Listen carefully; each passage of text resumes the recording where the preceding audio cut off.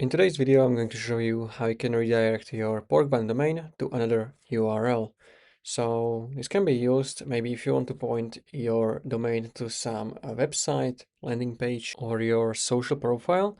So you can do that if you open a Porkbun, then you will find your domain, which you want to redirect.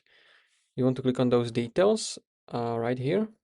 And now if you scroll a little bit, you should be able to find URL forwarding. You want to click on this pencil next to it. And here you want to paste the URL where you want to forward the traffic. So what I can do, for example, is I can go to my YouTube channel and I can paste it right here. If you want to forward all of your subdomains to this, you can just check this wildcard, then click on submit.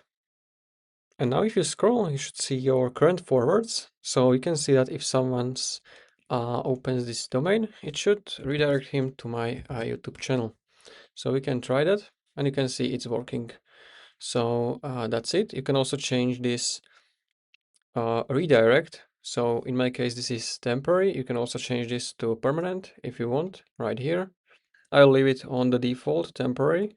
And that's basically how you can redirect your Porkbun domain. If you found this video helpful, consider subscribing for more tutorials like this one.